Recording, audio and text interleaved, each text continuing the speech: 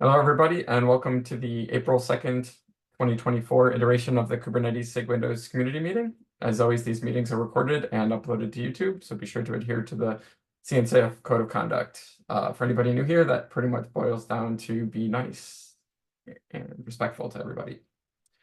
I don't see any announcements. I think we were talking earlier during the triage, the test grid triage, that the 130 release branches are created, so we're going to be just monitoring those. And yeah, if anybody has any announcements, feel free to add them or speak up. If not, we'll go into a section where we welcome anybody who's new to the call. I haven't been on I think I missed the last couple of calls, so I'm not sure if there's anybody new here. If there's anybody new that wants to kind of introduce themselves, feel free to say hi. We'll pause for a minute and yeah, give people an opportunity just to say hi. I don't know what they're hoping to get out of during the meeting.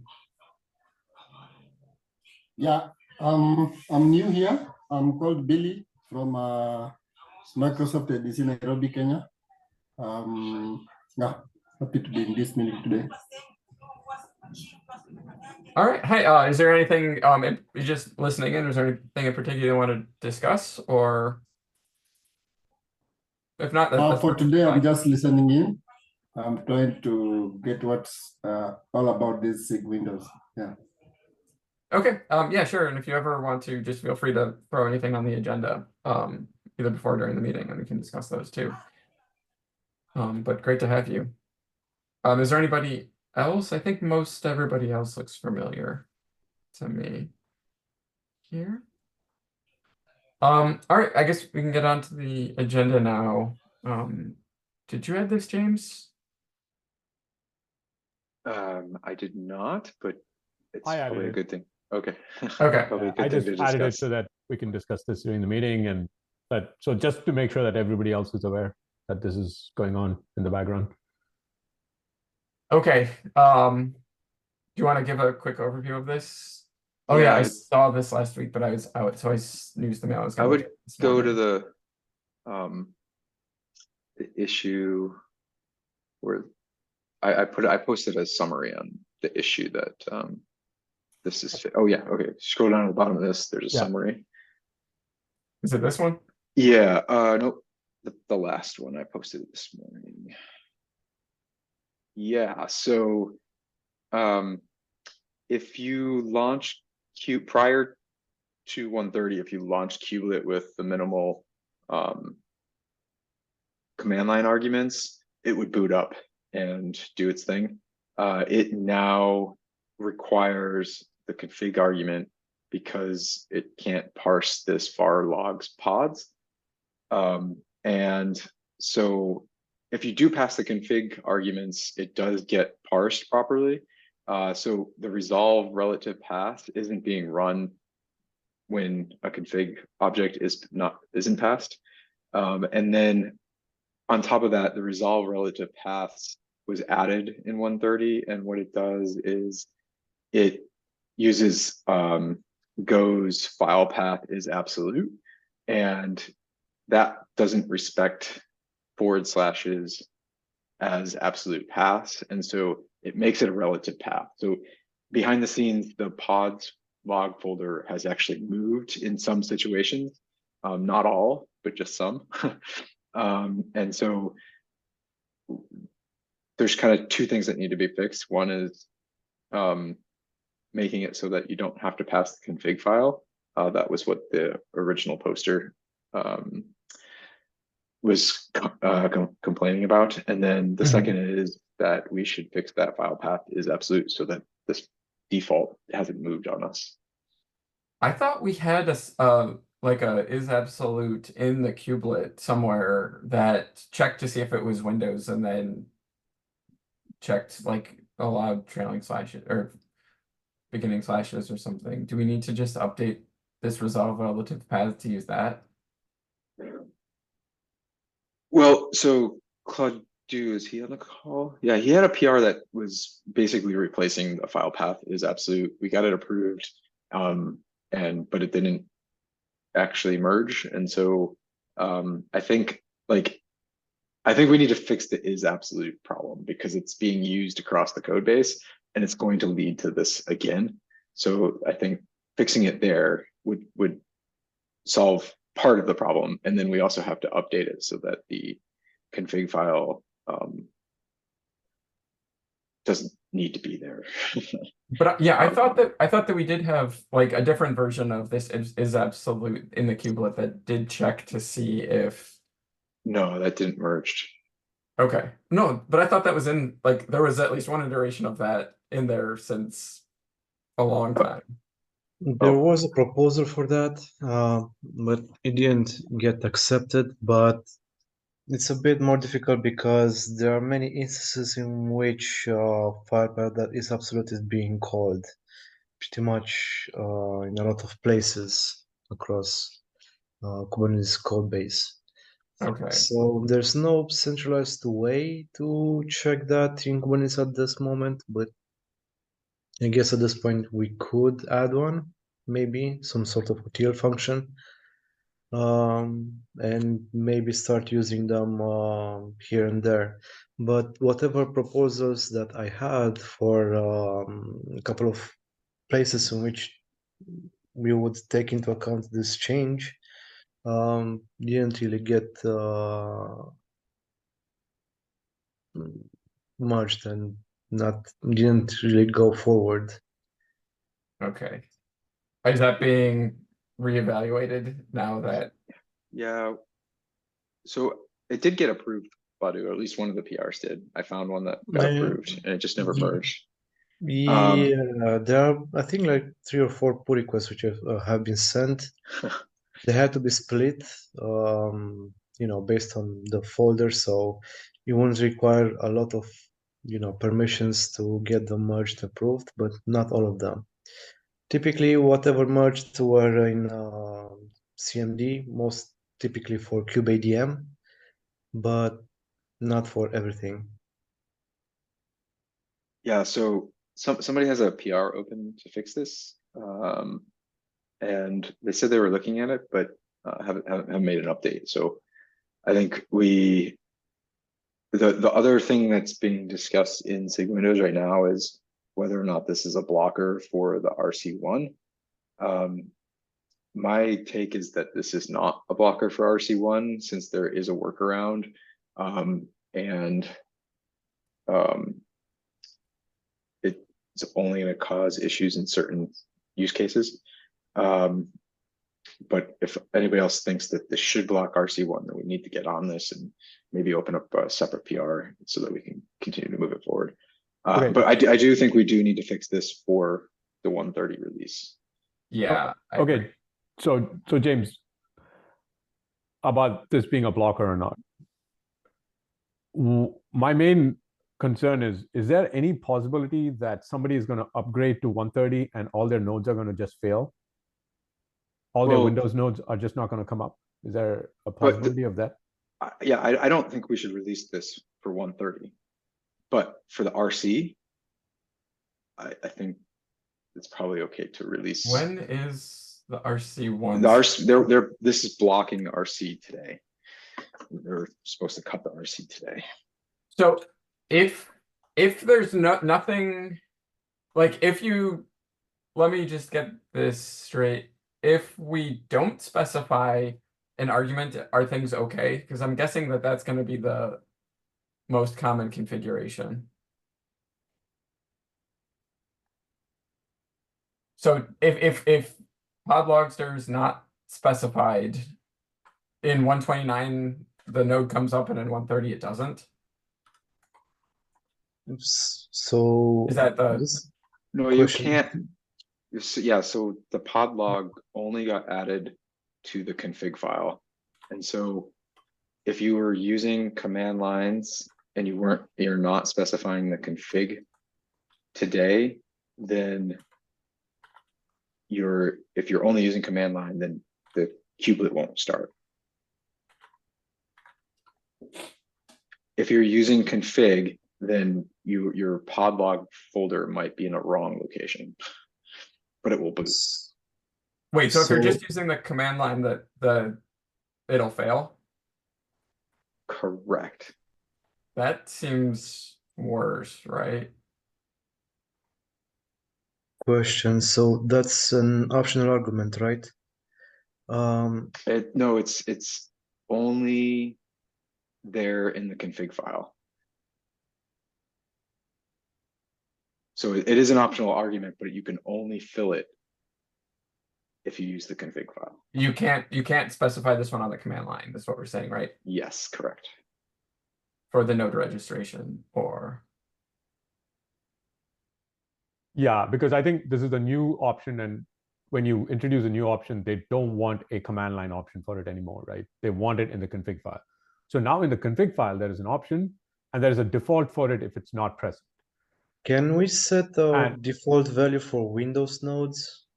That's the other option, right? Like, I think when we started looking at this issue, there were a couple of ways we could have fixed this.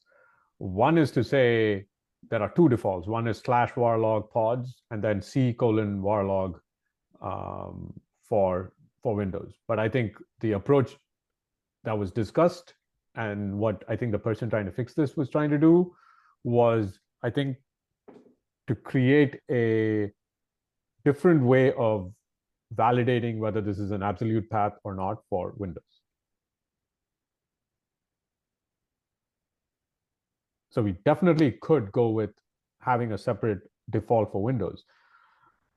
But I feel like there are two problems here, right? One Yeah. is the current problem, which is this varlog pods, varlog location causing a problem. And then there's a larger issue where isabs needs a Windows implementation that also will not barf when you give a Linux path, which actually does work on Windows also. Right? /var/log will work on Windows without any issues, is what I have seen in the past. in Go code or In Go code. yeah. So we need a isabs that doesn't barf on that. Actually, if we can get it done for this release, that solves the problem. Even just for this code path. Yeah, it solves the problem, but that may introduce some other issues if there's other people that are depending on like the incorrect behavior. But yeah, I agree that there's two issues here. Yeah. So I definitely think this is a blocker for the release. Maybe for RC, it's okay, but it's a blocker for the release. Yeah. So Yes, there I is agree. one more RC. So next week. Maybe we can even say it's a blocker for RC2. I think I'm okay with that. So, and say, like, yeah, say that we don't think this is going to block RC1, but we do want this fixed for RC2 because it's, and definitely a release blocker. Yeah, I think that's kind of where everybody's landed and agreed on. There's a thread going on in SIG-Windows right now as well, where some other folks are chiming in. Yeah, I just see that. So I think Kat is asking whether she can help expedite it, and I don't know how we can expedite it other than somebody already put their hands up and said they're going to fix this, right? yeah, and they said they were going to work on it last week. I'm going to tag that person again on the thread. Who was it? I'll tag him, Maximum. Mark, and you can see. Yeah, yeah, I Okay. tagged him this morning too. Is it this Who Shall? No, it's Maxim.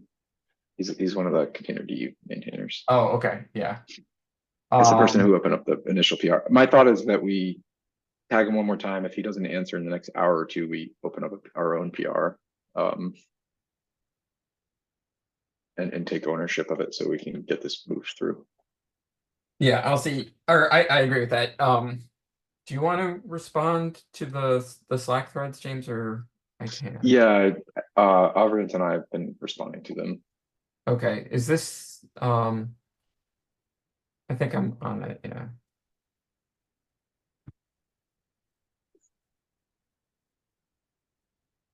Okay, yeah, I see that in our benches.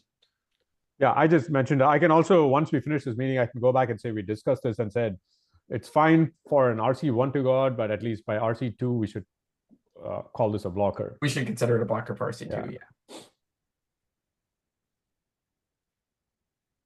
Did we run, so we didn't run into this in our, like, No, because we provide a config file. And so that's that second part is that now so we didn't run into it because the default does get, or it goes through that is absolute. So the actual file path moved. It's not where it was before, but it works fine.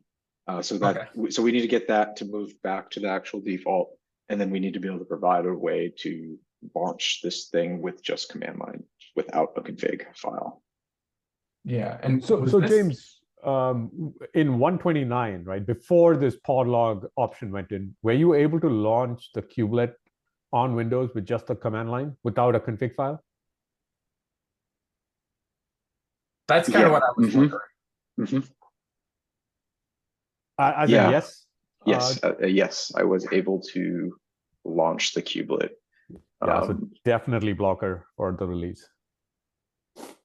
Because yeah, I'd imagine a lot of, especially like test scenarios where it's just bringing up a node to do one or like a couple of quick things would probably not, maybe specify. I don't know. Yeah, I mean, the config is used in kubeadm flows, but I think like AKS doesn't use kubeadm, and so I know in that case we would probably hit this.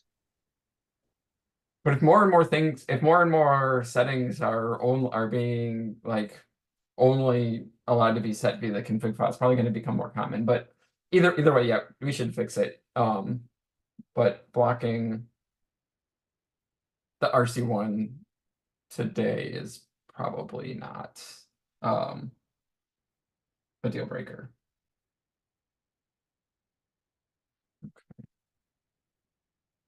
Do we have some notes here? So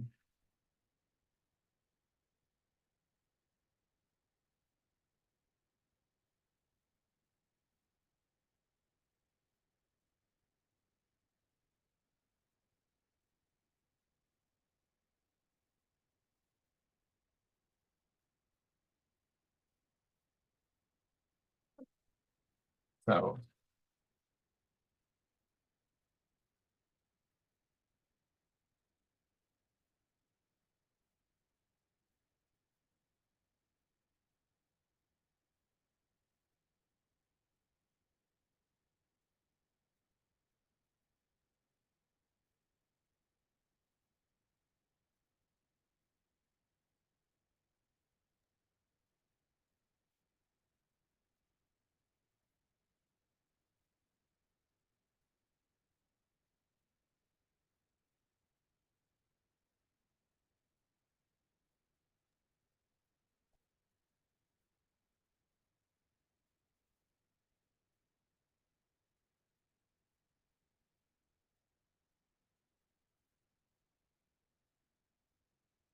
all right, does that summarize kind of what we discussed?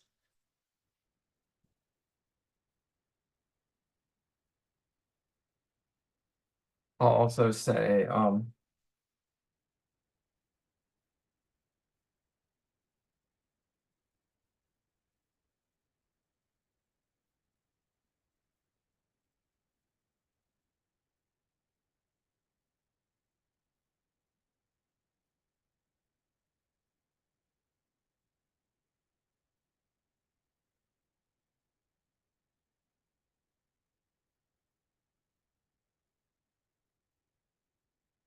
and we said like probably the quick fix is just by specifying a Windows default. Well, the default's already there. It's just that, yeah, anyway, we don't have to solve that here. Yeah. There's several different ways to solve the problem. So I'm just gonna say to fix issue or to fix the first issue, right? And then we'll have discussions or hopefully try and get some of the work that Claudio did merged. That should address some of the larger issues, right?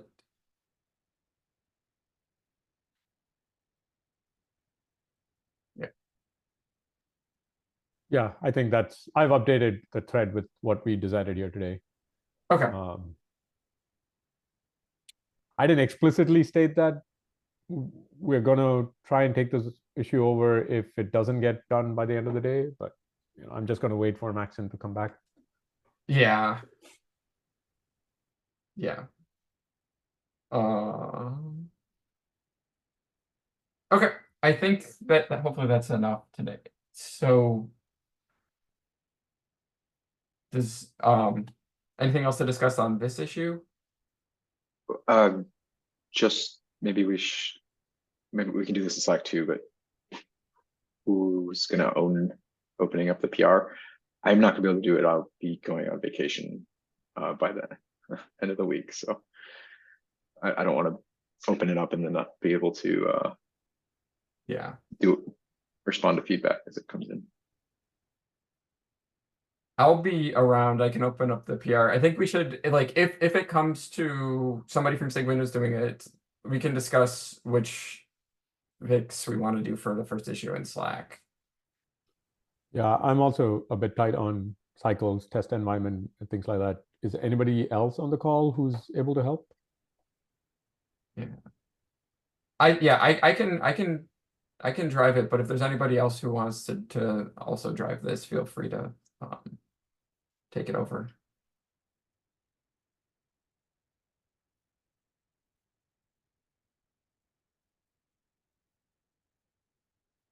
All right. I guess I'm assuming I'll take it, but if somebody like if we discuss in Slack and somebody wants to work on that, I will be happy to allow them to do that.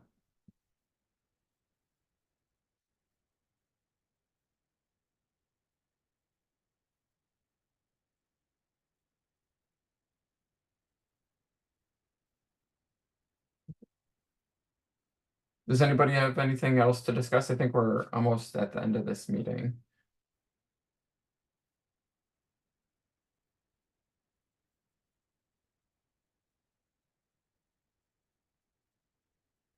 Nope.